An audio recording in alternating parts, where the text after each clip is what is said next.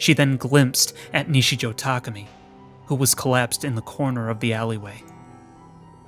Ew! Ew! Ew! Look at her smile! Oh, I hate that! She's planning something devious.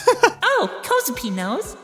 Takumi-san, do you want to give Mr. Candy a little licky lick? Well, not when you say it like that. Frick. Jeez, calm down. Dude, this could be wholesome, right? It could be. I mean, right? I mean, I can hope. Please? How's it going, everybody? HoodlaMutt here, back with some more Chaos Head Noah. And last time, we finished the Ayase ending. And now we are moving on to what is next on our little cheat sheet here, which is the Kozue route. We have I think technically 4 more routes altogether, which is crazy because I feel like I've been playing this forever.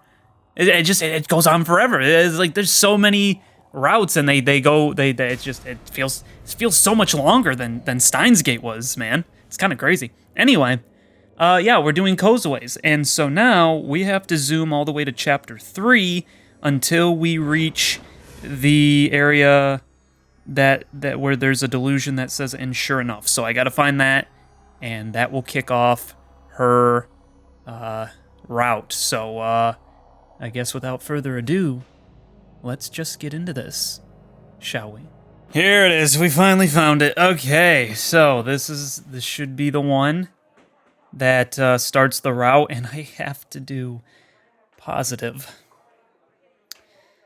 Oh, okay. All right. Fine. This is gonna suck, but here we go.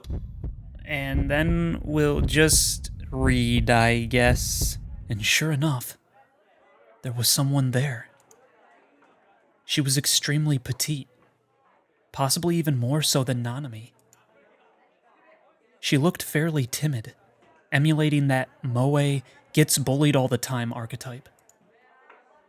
If I had to choose, she was probably around mid-tier when it came to 3D girls. For some reason, she was looking down at the floor, her eyes filled with tears. Okay, don't hurt me. Don't hurt me.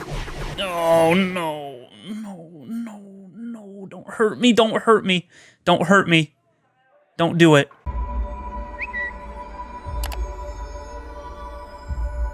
Wouldn't it be nice if the transfer student were some holy messenger sent here to protect me and slay the demon? Whoever Themi was, I had no doubt she was dangerous. My life was being eroded, and I knew that for a fact. Unless things changed, I'd be a dead man walking. That's why I'm here. Suddenly, the transfer student turned her gaze toward me and whispered that. No way. Oh, okay, all right, yep, so these are the questions we have to answer, and everything is yes except for the very last one, which is no. So, could she be here to help me? That's apparently yes.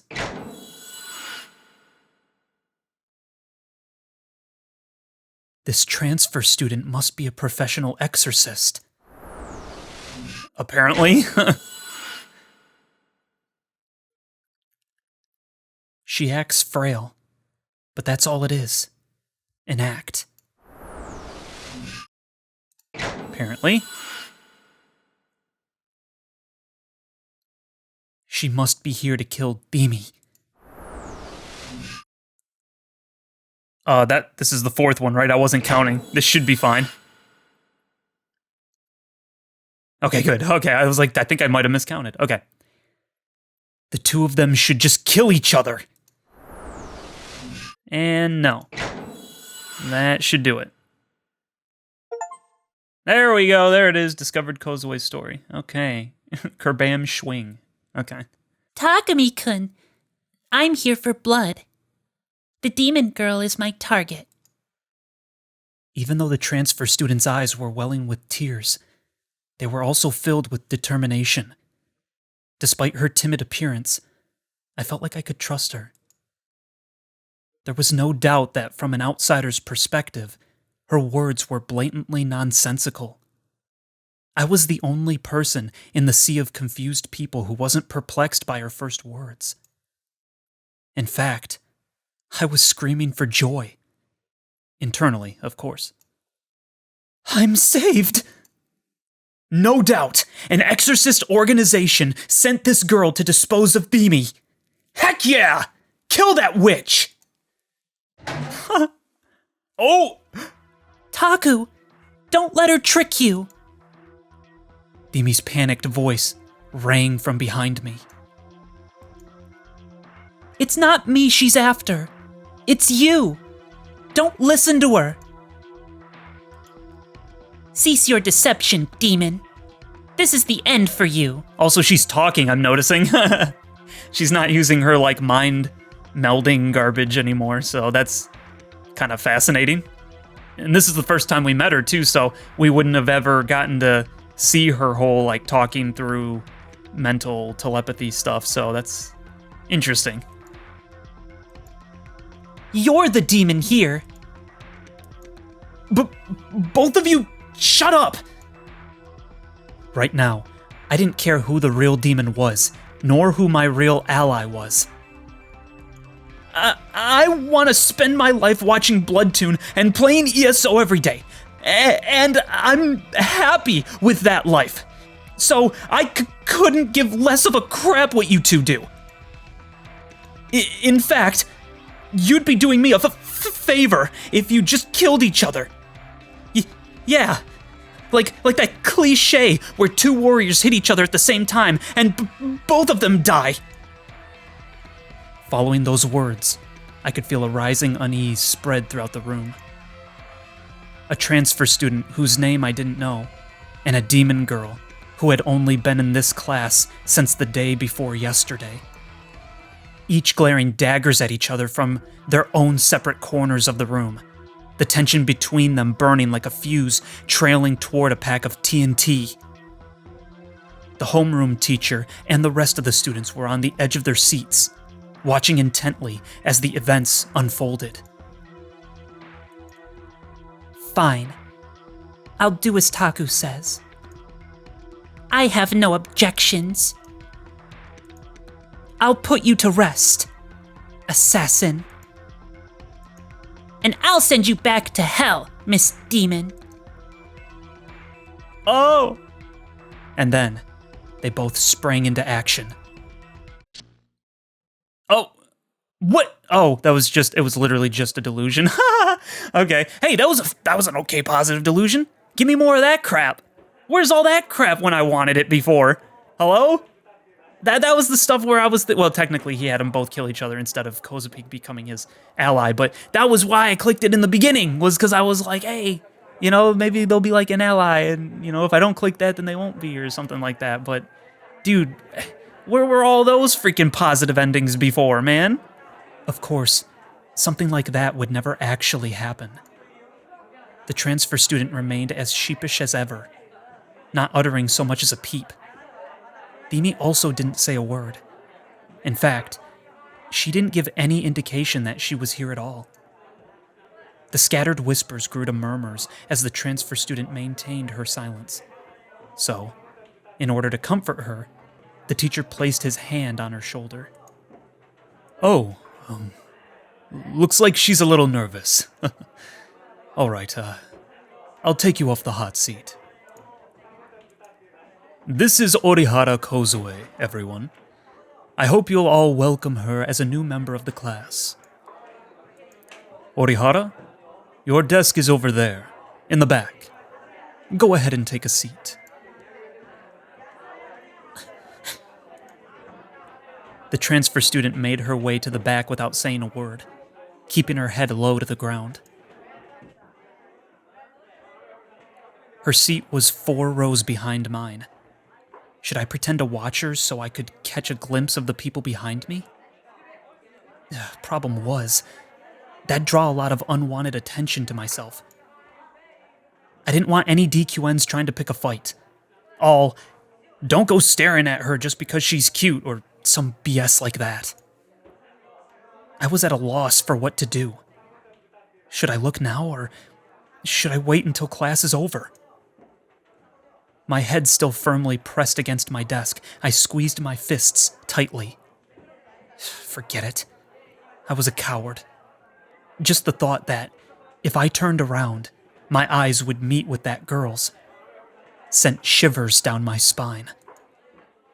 Hey, you over there. Huh? Are you a baddie? If you are, then Kozupe's A-okay with killing you. Oh, she's just threatening us now. What the heck? Okay. The transfer student walked right by my seat. Taken aback, I glanced at her face. Our eyes met, only for her to immediately avert her gaze and continue walking. What was that voice? No doubt it'd been just another one of my delusions. I'd been feeling overwhelmed by them lately, almost as if reality and delusion were blending together. Still lacking the courage to turn around, my body stiffened even further, squeezing inward in my seat. I tried to focus on staying completely still, desperately trying to avoid Dimi's attention. Oh man, okay, so I accidentally did neutral on this and I forgot it wasn't neutral. I forgot for this one. I've always done the negative route, so I guess I'll read this. Forgot. So this is when he's at the convenience store, and usually we did the delusion where he was like thinking he was getting like police were after him, like he was a criminal, so I don't know what this is going to be, so I guess we'll see. No one's coming out. I tried restlessly looking around the store. No one's coming out. I took out my wallet to make sure I had change. No one's coming out. I picked up the box to lunch and set it down again, making a small noise. No one's coming out. I couldn't get myself to call out, "Excuse me," or anything like that. I couldn't even if there was no one here. No one's coming out. I thought about testing to see what would happen if I tried to leave without paying, but then I decided that it wasn't worth the risk of getting arrested. No one's coming out. The employee must have gone to take out the trash. No one's coming out. Or they were checking the inventory in the warehouse out back. No one's coming out. Oh, and then that was it. Okay, I guess that was it then.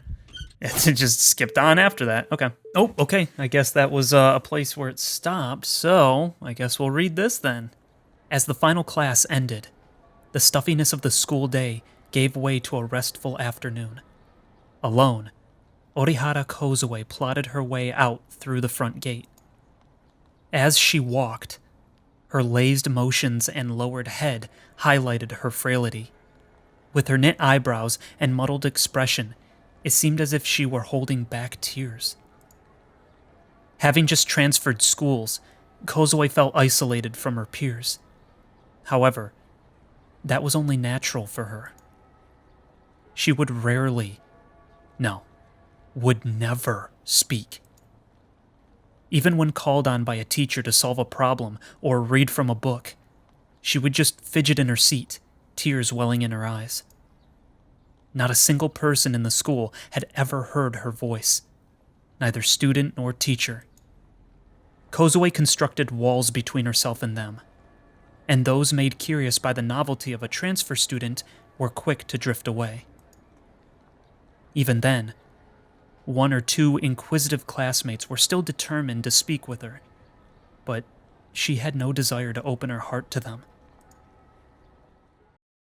Aw. Dude, that's sad. Still, she never felt that her situation was particularly urgent. Even though it was only one person, she did have a friend. An older girl who was not in her class. Given that Kozue was new in town, the girl was the only person in all of Tokyo that she could confide in. Other than her, she felt like she didn't need to make friends. She did not need to get along with her classmates. All she really wanted was to continue living her quiet life. On this evening in Shoto Park, one could hear the sounds of children playing alongside the pond's bank. A boy happened to pass right by Kozue on a trail along the waterside. In his hand, he held a petite mirror that displayed the face of its owner. Two housewives, likely the mothers of the children at play, were chatting on a bench. Kozue could hear their voices clearly. There's this strange video floating around about a trifold mirror. It's awfully scary. Oh, is it? I haven't seen it, so I can't say I would know. What exactly is a trifold mirror? Here, it's one of these, with the 3 mirrors in a row that fold out. Oh yeah, I've seen mirrors like that before. So you were saying something about a creepy video? Kozue stopped dead in her tracks near the bench. Her forehead became sickeningly slick with sweat. Oh, dude, that's Kozue. Did someone take a video of Kozue? Like what, on a crappy friggin' flip phone cam? Because that's all they would have had back then. I doubt anyone was carrying around like a camcorder or something back at that time. Yo, what the heck? The women put their talk on pause, glancing questioningly at the odd girl before them. Suddenly becoming aware of herself, Kozue rushed away from the park. Aw. Mirrors. For Kozue, they were a source of great psychological trauma. Not wanting to recall the past, she frantically fought to keep the memories from flooding into her mind. She told herself that she was overthinking it, and again continued walking toward the station. Dude, that frickin' sucks. As she approached the front of Bunkamachi, her eyes were assailed by light, a glaring and radiant light. Kozue shivered in fear. So many times in the past, she had been assaulted like this, by reflections in the mirror. Her mind overflowed with panic, unable to hold down her nightmarish past any longer. Was it a coincidence? Or was she being targeted? She probably is, right? She looked all around, praying it was just a misunderstanding. A short distance away, a white station wagon came to a stop. A man leaned out of the driver's window. In his hand was a mirror. He seemed to be adjusting its angle. Wow. The light struck Kozue's eyes again and again. Frightened, she raised her hands to block the light, dashing across the pedestrian scramble in order to escape. Her mind ran rampant with terror and disorder. She wanted to get home as quickly as possible. She did not want to be here. Tears streamed down her face. It has to be a coincidence. She desperately repeated these words to herself, wiping away the tears with her fingers. Just then, light assailed her eyes once again. Its glare dazzled her, violently piercing her gaze. The car from earlier had followed her. This time, only the driver's arm protruded from the window, and in his hand, he still held that very same mirror. Yo, what the frick? Snapping out of her trance, she put everything she had into running for the station. She bumped into numerous pedestrians while pushing through the crowd. The fear kept her moving, paying no mind to all the mockery and insults sent her way. Upon arriving at the station, she turned around, only to find the white car stopped at a traffic light at Scramble Crossing. Kozue hid under the shadow of the Hachiko statue, huddling in place with bated breath, struggling to comprehend all that had happened. In her head, the same phrase repeated like a broken record. It's just a coincidence. It's just a coincidence. It's just a coincidence. It's just a coincidence. It's just a coincidence. It's just a coincidence. That sailor suit's so hot, it's on fire!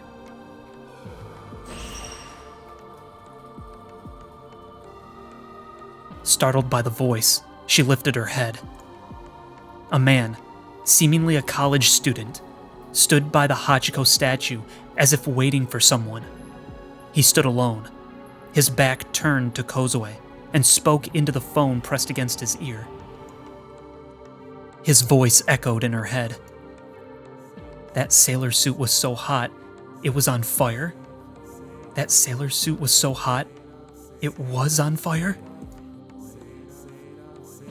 That's freaking creepy. Ew. Ew, is that Seda? Ew, ew. Is that supposed to be Seda-tan? What the frick? Ew, ew, I don't like that. Get that out of my ear. The man did not turn toward her. The phone remained against her ear. He seemed to be listening to whoever was speaking on the other end. However, not once did the man chime in or nod. He simply stood there, still as could be. Was he really on the phone? Oh, thank God. That sucked. Yeah, My Bride from the Seashore is fantastic. The voice echoed once again. She could not understand how or why, but the man was speaking of things related to her painful past. Dude, that's freaking crazy. And it's just in like normal areas of like life that she's hearing and seeing these things. That's crazy. She began to tremble. It frightened her to even so much as look at the man. She slowly crouched down on the spot, covering her ears. It's all a coincidence. This is all one big coincidence. Aw, that sucks. She continued silently chanting this to herself. As she sat there, crouching in place, an hour passed. Many people had passed by, but none tried to speak to her. When she finally managed to timidly raise her head, she found that the man was long gone. Yo, that's like... I wonder, anybody that's from Japan that's watching this, is that how it would really be? You see someone that's like freaking crouched over being like, it's just a coincidence. It's just, I mean, she's technically saying it in her head, but you know, she's like sitting there crouched down, not moving. Would you just like pass by him? You wouldn't be like, hey, are you okay? You're just like, okay, crazy, just moving on. Yo, that's funny. I bet they do that in like New York though too, right?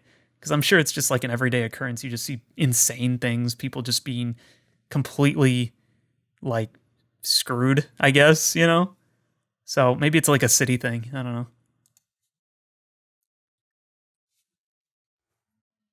Yo, poor Kozue, though. Was that it? That was it. Wow. Okay. That was some interesting insight. Oh, okay. It stopped me right here. Let's see it. There was little indication that there were any people present in the back alley of Center Guy. The breathing of a girl, Orihara Kozue, could faintly be heard resounding through it. Oh, okay, so we're okay, this is when she beat all those guys up. We thought it was us, but are they saying this time it's actually Kozue? Interesting. Oh no! Oh, frick! Yo! She cradled a gargantuan sword. Or perhaps it wasn't a sword. Its unique shape brought its identity into question. It was more akin to a snowboard. The sharpness of the blade could not compare to one, however. Its surface was stiff, and it exuded a brutish aura. Wielded against another person, it could slice through them with ease, all while grinding every bone in their body to dust. Maroon blood trickled down the blade, clinging to its edges. A young man in front of Kozue attempted to crawl away. Despite the puddles of filthy water, he tried desperately to get even a little bit further away from her. Kozue's face held a brilliant grin as she stared at the man. There was no trace of her usual cowering, timid personality. She was enjoying herself. Her cheeks were flushed, perhaps from excitement. The sword in her hand had been used on 2 others before the man, and it had been a remorseless bloodbath. Kozupi's not gonna kill you, but baddies need to be punished. The faces of the vulgar young men were bloodied and swollen. until only moments ago they had been tormenting Kozue's classmate, Nishijo Takumi. She had heard the voices of their hearts by chance. Multiple boorish voices had wrenched their way into her head as she was passing by. Oh, yo. Piece of crap. Don't look down on me, you Esper freak. Die, I'll beat you to death, you little crap. Pathetic wuss. I'll kill you. Freaking die, Esper. Shut your mouth.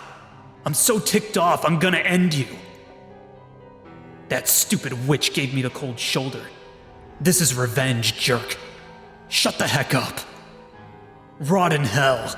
Freaking die already, you fake freaking Esper. The heck does it take to kill you? Come on, just die. This crap's just what I was told to do. Do this crap, get the money. I'll make a crap ton of money. I screw him up, I get money. I want money. I beat him to utter crap. I'll freaking kill you, kid. I'm gonna slaughter you. I'll tear you to pieces. Jeez, it feels good beating people to a pulp. There's nothing freaking better, I swear. It's like I'm freaking high or something. For real, this is freaking fantastic. I don't give a crap about the world. There's nobody who can freaking stop me. The police won't do crap. My old boss won't do crap. My freaking mom won't do crap. Either nobody but me is on the freaking top. There ain't nobody better than me. I'm at the top of the freaking world. Stay still so I can kick the crap out of you. Holy crap, I'm awesome! I want to kill them.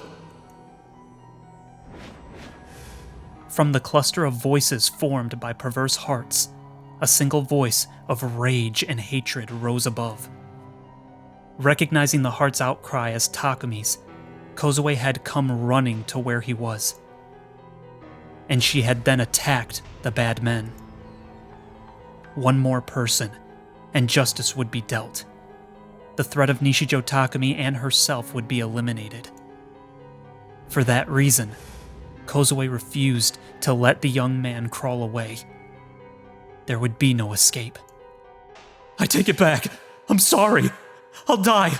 I'm gonna die. You'll freaking kill me. I'll die. I'll die. I'll die. I don't want to die. It's not fair. Don't kill me.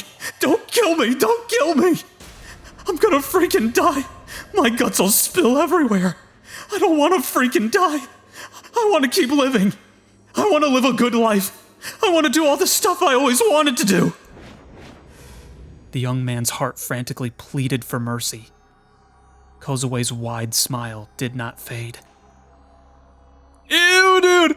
Ew! Look at her! Dude, that's so gross! Look at her face! She gripped him by the back of the head, gripping a fistful of hair, and forced him upright. Dude, I knew Kozue was my favorite, dude. She's freaking crazy. I can smell the crazy, dude. I can smell it from a mile away, dude. That's how I know. That's why I was like, she's my favorite. I didn't even know at the time. I thought she was wholesome, but I can smell the crazy from 500 miles away, dude. Every time, dude. Aw, man. This is freaking funny. And kind of screwed, but also funny. She accomplished this despite the immense disparity in their physical appearances. Lacking the willpower to resist, tears welled up in his eyes as he begged for mercy from the innocent little girl.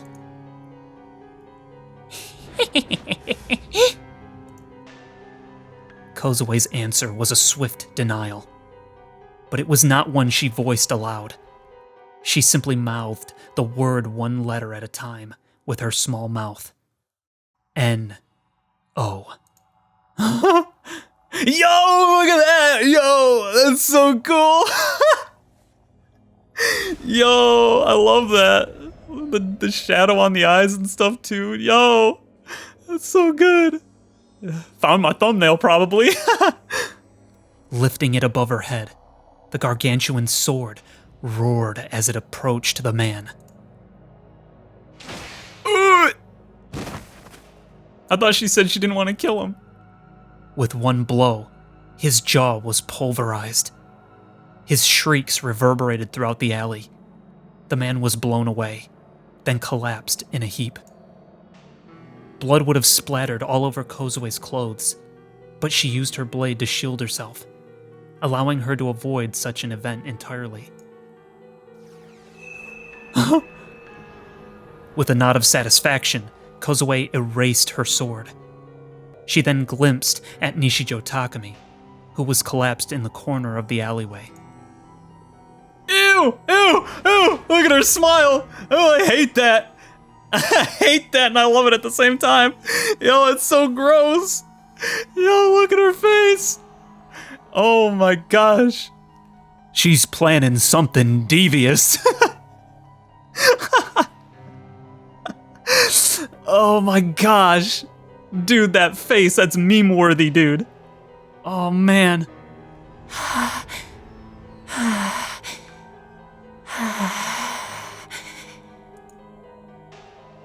Breathing loudly, her heart murmured. Kozue wanted to kill them for you, but Kozupi's gonna stop here. Yo! My shoulder was shaken softly. It was extremely gentle, and after just one shake, it stopped.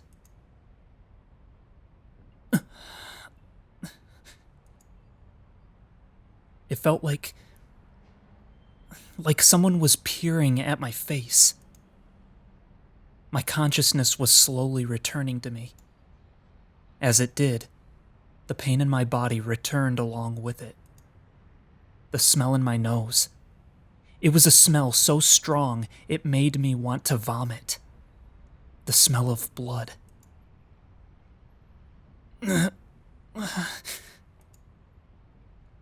I felt a tingling around my upper lip.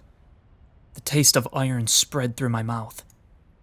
Slowly, I opened my eyes. Oh, now she's all sweet again, look at her. I was in the same back alley as before. I was lying face down on the asphalt, and right in front of me was a small, reddish-brown puddle of liquid, likely seeping out from one of the dumpsters. Wait, so this is all new, right? This isn't... Oh no, I can skip this, okay. Interesting. Okay, so I guess we keep moving forward for now then, until it stops me again. Dang. Okay.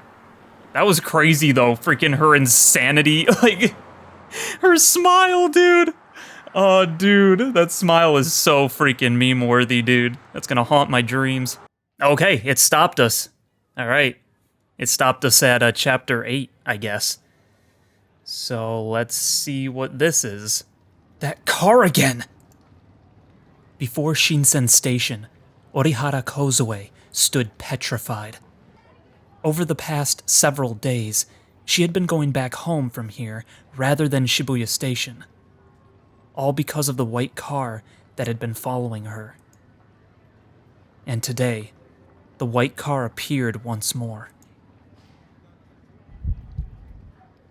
Dude.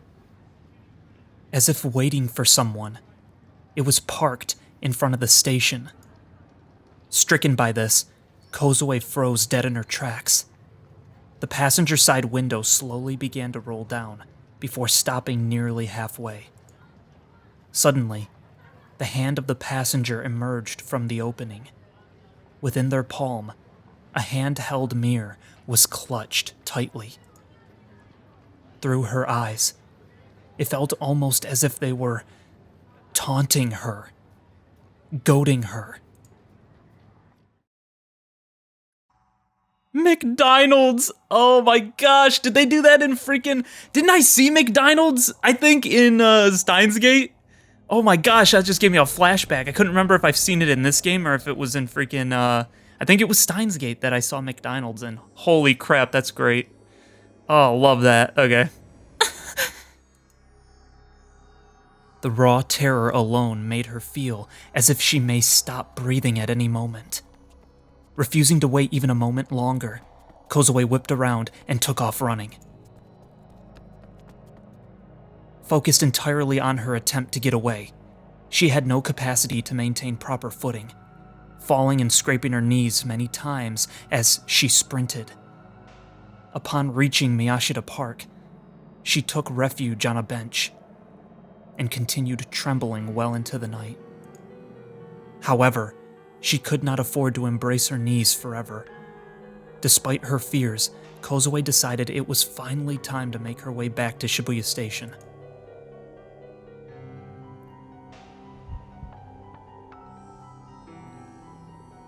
But when she reached it, it was parked there too. The exact same car from before. No! Stop it! Aw. Though she had no destination in mind, she bolted once again. Tears poured down her cheeks with no end. Doubt was all that filled her mind. Who could possibly be in that white car? What could they possibly hope to gain by harassing her?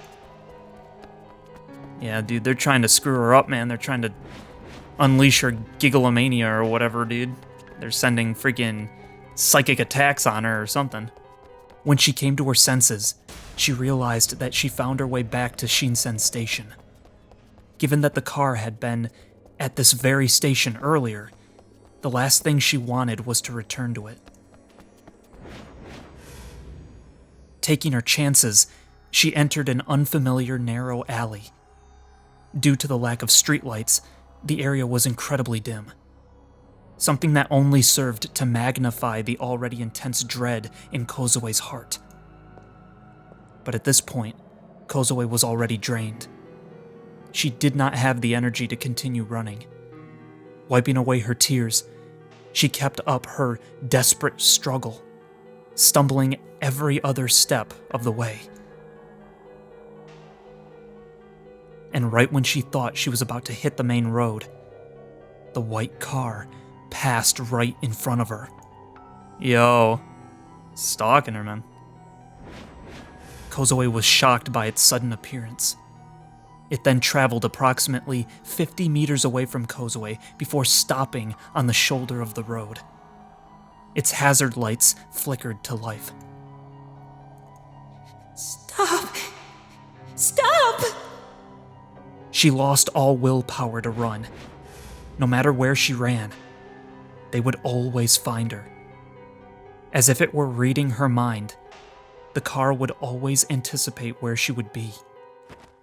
Sinking to the ground, she cradled her head in her arms. Help me! Someone! Help me! Within her heart, she cried out for salvation. But in the end, not a soul came to her rescue. Even as Kozue began to stagger away in a fit of tears, the vehicle remained parked.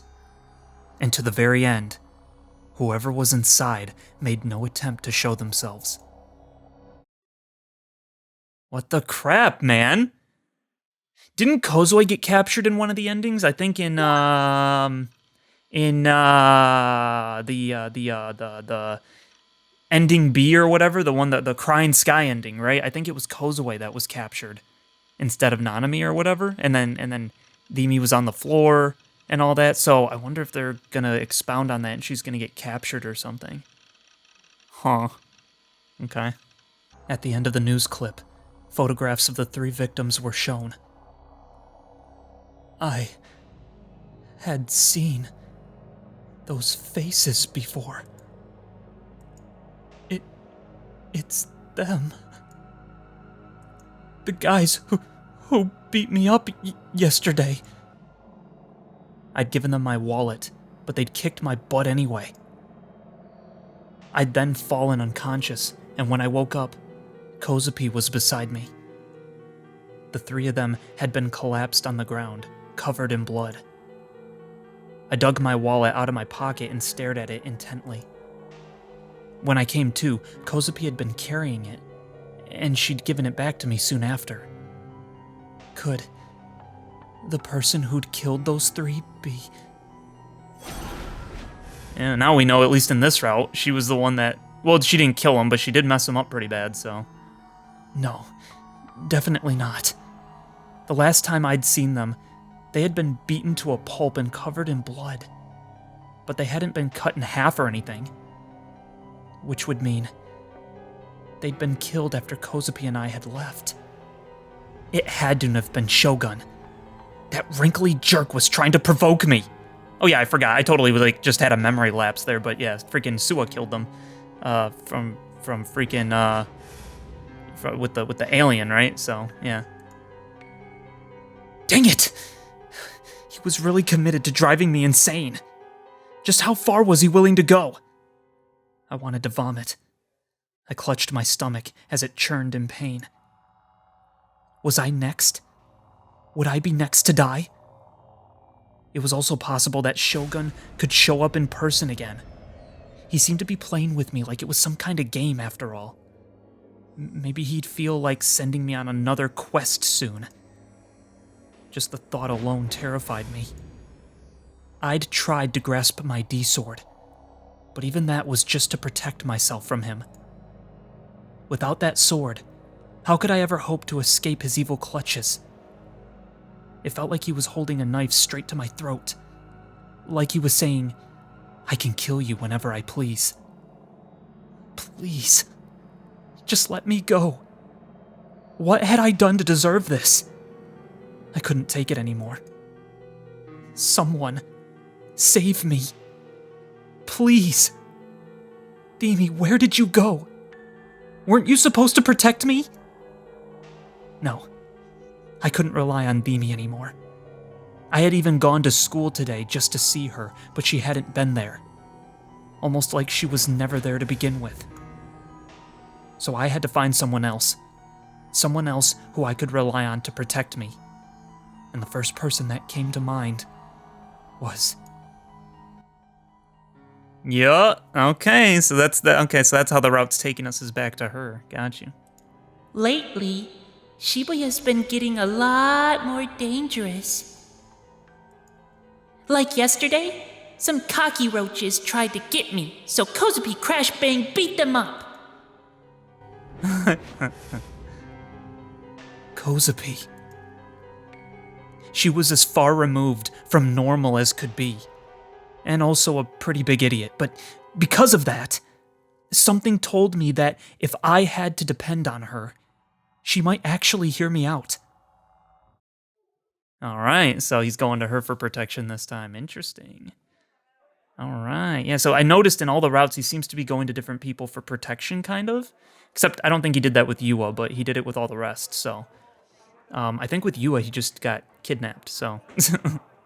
But interesting that that's constantly he's trying to look for somebody else. I wonder if like the true ending is going to be him being like, don't worry, I'll protect all of you now, you know, or something like that. Because they're really like pushing that narrative, that idea that, you know, he needs someone to save him. There's gotta be some sort of like meaning behind that because they keep talking about it too much, you know what I mean? I don't know. Upon entering the classroom, I looked toward Demi's seat. There was no one there. Next, I looked over at Kozupi's desk. She was in her seat, face down and huddled up. Morning, Takumi-san. Morning, Kozue. I didn't make eye contact, but I greeted her with my inner voice. The female DQNs were watching me, smirking. Witches. It was no different than yesterday. They'd all already labeled me as that otaku freak who said he was psychic and made a fool of himself on TV. And that label wasn't going away anytime soon. The male DQNs didn't seem to have arrived yet. It was pretty common for them to skip first period, and that was fine by me. Miss Mikun merely tossed a glance in my direction, not caring enough to greet me. All ties between us were pretty much gone at this point. Then again, it was already pretty strange that he and I had ever been friends at all.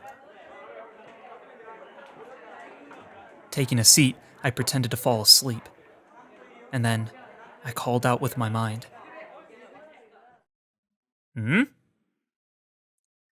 Kozue, can you hear me? Okay, yeah, I think this is new. Yes, sir. What is it? I need your help. If I don't get help fast, someone is going to kill me. Someone's gonna kill you? Yeah. That's why I want you to protect me. You can use your D-sword.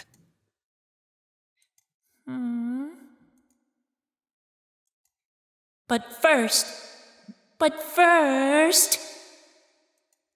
Takumi-san, you don't think Kozue is dumb, do you? Do you? Oh no!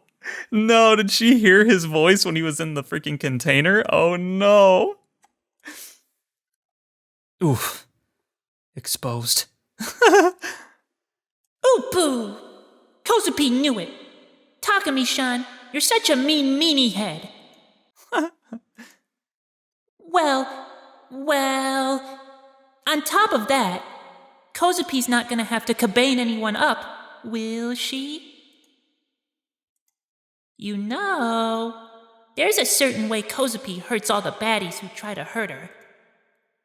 She tears them into itty-bitty pieces. Okay, does everyone around me think I'm stupid? What is this? I'm just a poor, innocent otaku who hadn't done anything wrong. All I wanted is just to shut myself inside my base and spend the rest of my life in there.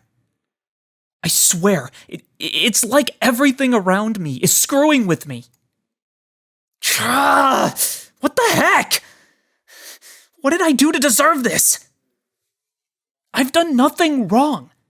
I'm a good person. DQNs, they're the bad ones. And Shogun too. Please, Kozue, I need your help. Protect me from them. You even said it yourself the other day. Those cockroaches that say all those horrible things to me. They're even more worthless than I am. Kozue probably said that. But the problem is, Kozue doesn't know a Mr. Shogun. I know him all too well. He's this kid that looks like an old man, and he rides around in a wheelchair. And one day, he's gonna show up out of the blue and kill me right then and there. He's the one who stole Nanami away. Wowie zowie. That really stinks a lot, Takumi-san. What? Is that really all you have to say? Kozue wants to kill some baddies, but Seneshan told me that killing peoples is a big no-no. Crap. Even Kozue was on better terms with Senna than I was. With my head still down on my desk, I gritted my teeth and clenched my fists. What do I do? There's no one I can turn to except Kozue. Senna kinda scares me, and even if she didn't, I doubt she'd have any interest in helping the likes of me. The only one I could rely on was Kozue.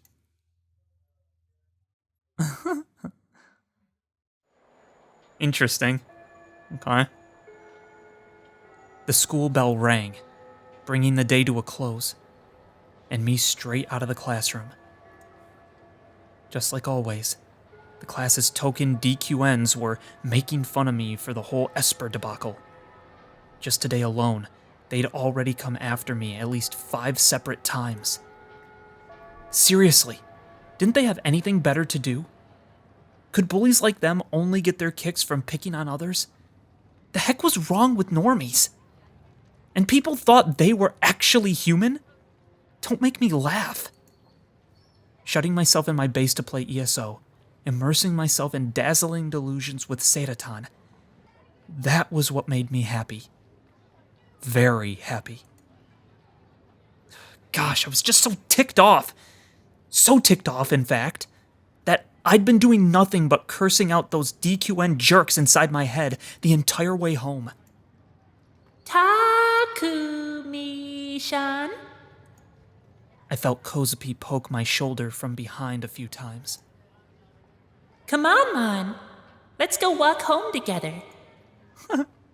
Do you really have any interest in protecting me? Oh, righto. Takumi-san, Kozupi's got a present for you. Just the immediate shutdown. Just, nope, nothing. That's freaking great. A present? For me? Look at me. I think I just raised a flag. Oopie? What's a flag? Oh, it's nothing. Well, any whoosies, right now, Kozupi and Takumi-san should go somewhere nice and relaxing right now.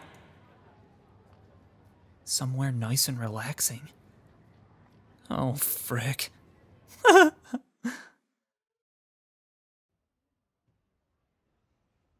I knew it. There are no people around, so the description is pretty spot on. Then again, it is just a staircase, so that only makes sense. So why is it that I can't seem to calm down? Maybe it's because of that employee downstairs. It feels like he's been keeping a close eye on me. Or maybe it's because Kozue and I are speaking telepathically. We aren't making any noise, so from an outsider's point of view, we probably just look like a bunch of freaks making faces at each other in total silence. Ooh, poo. Is Kozupi really a freak? I mean, when you just stare at people while staying completely silent, what do you expect? But then, when Kozupi and Takumi-san talk like this, nobody can hear their secret conversations. What? These are supposed to be a secret? Nope. The sheer amount of energy you have really does tire me out. Some things never change, though. Oop you. Kozupi's really sorry.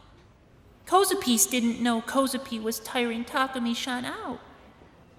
Kozupi'll do her best not to tire Takumi-san out too much, too. Whatever.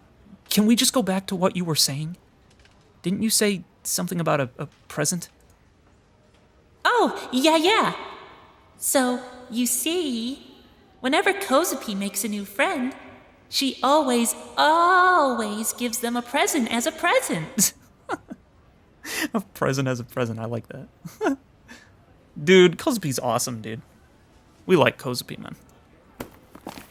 As she spoke, Kozue started rummaging around in her bag. Back when Kozupi met Senna-shan, Senna-shan got one too. 1, 2. Where is it? A candy! Let's go, dude. Oh, man. That's great. Oh, Kozupi knows. Takumi-shan, do you want to give Mr. Candy a little licky lick? Well, not when you say it like that. Frick. Jeez, calm down. She offered me a piece of candy. Just what the heck did she actually keep in her bag? Don't ever say licky lick again. Don't ever say that ever again, please. For now, though, I just took the candy, unwrapped it, and popped it in my mouth. It was lemon flavored. The tangy flavor spread throughout my mouth. Pretty refreshing, honestly. Was that the present, Kozue? Nope. That's the Mr. Candy that Kozupi's always slurping on all the times. Gosh, why do you gotta use those kind of words? Just say, well, there's not many other words you could say that would make it better, I guess, but... Oh, okay. And you just expected me to know that? Okay, here's Takumi-shan's present for realsies now. What the frick? Is that like a friendship bracelet? What the heck? She happily pulled out a number of fanciful accessories from her bag, each one made up of a bunch of colorful beads. The heck are those? These are Kozupi's clickety-clackities. There's bracelets, celery phone straps, rings, hairpins, charms, and much, much more. Did you make all of these? By hand? Well, no. Kozupi tried to make them herself, but when she did, they all broke a lot and got even more extra clickety. So Mommy made all of them for Kozupi. Kozupi loves beads a super duper whole lot. Kozupi loves them so much, she calls them all clickety-clackities to show it. Kozupi suddenly grabbed my hand. The sheer warmth and softness of it made my heart skip a beat. Up you. Takumi-san, your heart just jumped up. Yeah, she can hear his thoughts, so this round's gonna be weird because he can't just hide in his head anymore. What the heck? Only because it was a surprise attack. When Takumi-san's heart goes jump, Kozupi's starts to jump up and down too. Thump, thump. With a smile still on her face, Kozupi handed me something made out of beads. It was probably a cell phone strap, if I had to guess. Dude, this could be wholesome, right? It could be. Maybe. This is kind of wholesome. It's kind of cute. She's like, here, I'm giving you a present. It's kind of cute. I mean, right? I mean, I can hope. Please? This one's for you, Takumi-san. I don't want it. Aw. What? Oh no, is Kozupi imp posing? Is she? It's just, Kozupi gives these to all of her friends. Kozupi wants everyone to get a clickety-clackety. Take the clickety-clackety, you frickin' nerd. Don't make her sad. The frick is wrong with you? With a turn that would give anyone whiplash, Kozupi burst into tears. Oh, why does she have to be so quick to cry all the time? Yo. I mean, isn't this something a girl would wear? I'd feel pretty weird putting it on. Ooh-poo. Kozupi gets it now. So Kozupi's just causing problems for Takumi-san by giving Takumi-san a present. Dude, take the freaking phone strap, dude. Just take it. Even though Takumi-san's the second ever person Kozupi's ever given a clickety-clackety to. Big sniffle. Dude, literally all you have to do, you just like, if anyone made fun of you and they're like, why do you have a freaking girl's thing? You just say, some girl gave it to me, dude, and then you look a lot cooler, dude. You just say like, some girl gave it to me, man. Dude, like, what the, okay, anyway. Depressed as could be, Kozupi made to take back the cell phone strap, but I quickly pulled my hand back and jammed it into my jacket pocket. There you go. Takumi-san? I changed my mind. I'll take it. Oopie? But why? Why? She said that she gives a present to all of her friends, yet I'm only the second person to get one. Aw, yeah, dude, I wasn't even thinking about that, dude. No, that's so sad. In other words, Kozupi must not have any friends. So the first one she gave was to Senna. No doubt about it. Huh. I kind of feel... Takumi-san feels sorry for Kozupi, huh? Crap! I forgot Kozupi can read all my thoughts. But honestly, as much as I feel sorry for you, I think we're actually the same in some ways. Dude, that has to be evidence of my conclusion, right? Right? Because it's like, so I was saying Takumi feels like he's like the like epitome of the like negativity of humanity, right? He's like all of the sin of humanity put into one character to kind of expose the viewers and anyone else that, like, you know, watches or reads the story, I guess, or whatever, so that when they see Takumi, they see a little bit of themselves reflected back, even though they don't want to, right? Because he like, everybody's a bad, sinful person, right? So we all have things that we think or say or do or whatever that are screwed up sometimes, and it's like he's just like the catalyst for that. He's like, you know, bringing that out to the forefront and making it clear to us. It's almost like Kozue is his Takumi. Does that make sense in that regard? It's like, it's kind of interesting. I feel like that kind of is confirming what I was feeling about that. So I don't know. I guess we'll see, but that's kind of interesting. Yeah. Hey, Kozue was actually thinking the same thing about Takumi-san. The first time Kozue went to school, when she saw Takumi-san, she was like, he looks like he's in a lot of pain. Aw.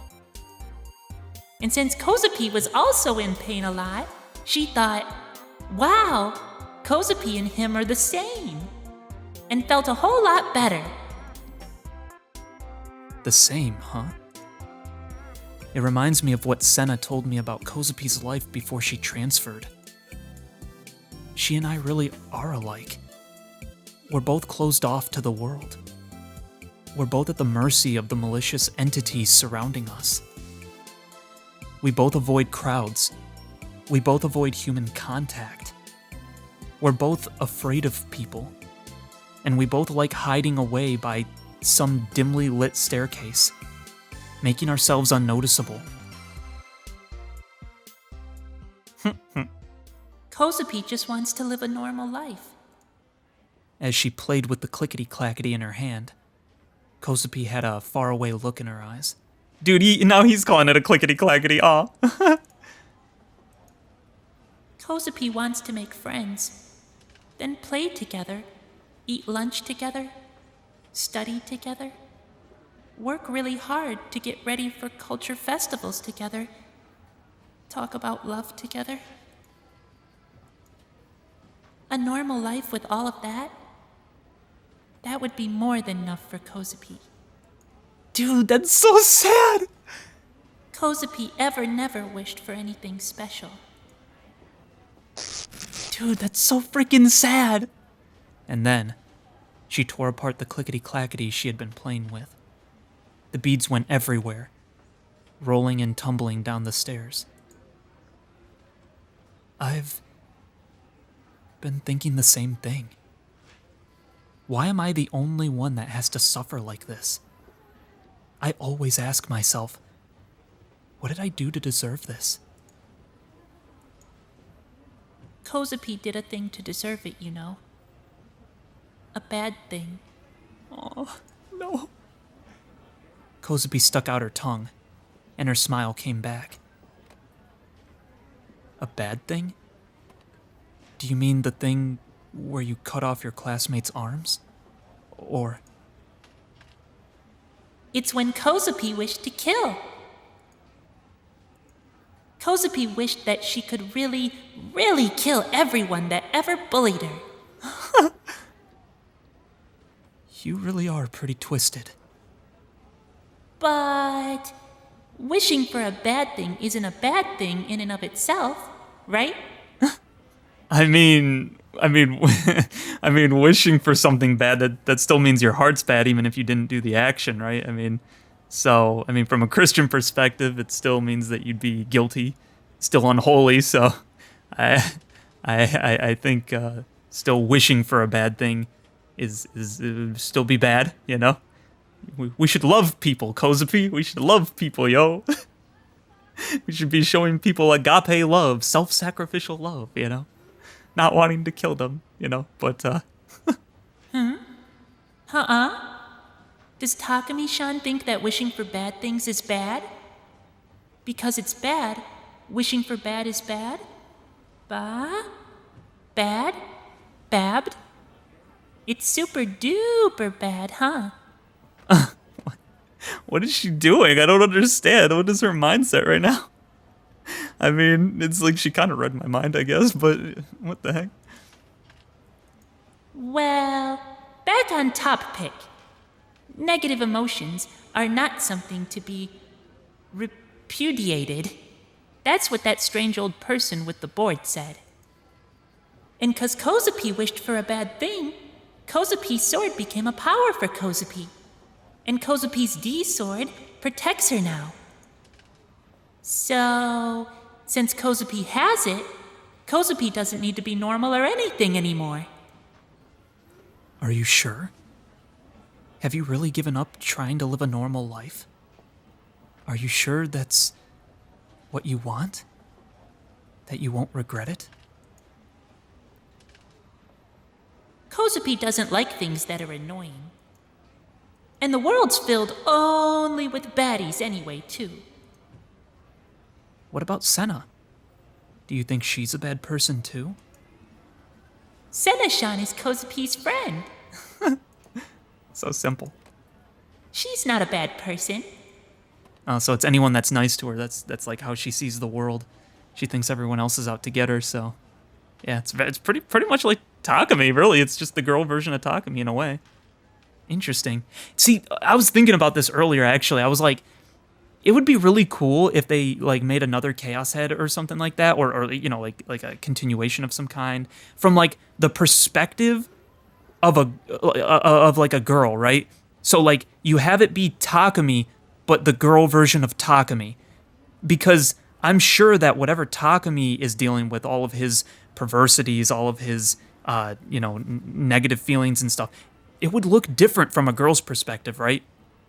You know, because girls don't really have the libido typically as much, so that like it would probably be a lot less sexual. It'd probably be more like emotionally driven and more like, you know, about maybe relationships and stuff like that. Maybe more, I don't know if I'd say more lonely, but like it just makes me wonder from a girl's perspective, being like a shut-in who only like watches anime or only just like is on her computer or something, right? Just like completely isolated, to be in like that character's head and see like what they think. It'd be, I think that'd be a really cool perspective to go from, having seen now what they did with Takumi, to see what they would do from like a girl's perspective. You know what I mean? Like we're getting it a little bit with Kozue here, but it's more like what she's telling us more so than like we get to like live it out. You know what I mean?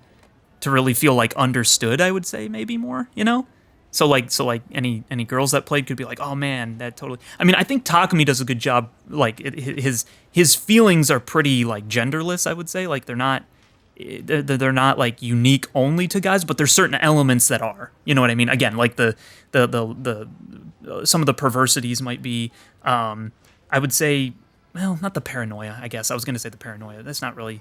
I guess that's not really a guy thing. I guess it depends on the situation, though, right? Because it's the way he perceives the world that makes it unique to him being a guy, but the rest of it isn't, right? So he's constantly seeing, like, girls probably hate me and think that I'm a freak, and guys just want to beat me up all the time. Like, it makes you wonder if, from the girl's perspective, if it'd be similar or, you know... I mean, I guess it probably would. I don't know. Maybe I'm complicating it a little bit too much, but I feel like there'd be distinct differences from a girl's perspective, I guess is what I'm trying to say. So I think it'd be cool to see anyway. The voice of Kozupi's heart sounded incredibly happy. Neither is Takumi-chan. You're all clickety-clackety friends too. If we all could think like Kozupi does, life would probably be a whole lot easier. Or is the reason Kozue thinks this way because she was broken at some point in the past? Yeah, that's probably why. Yeah, that's actually a good insight. That's usually what happens. It's usually the very broken people that learn to get to where they don't care anymore, to get to where they can just be happy even in like desperate situations and things that, you know, it's like you have to reach rock bottom and then to be able to see up.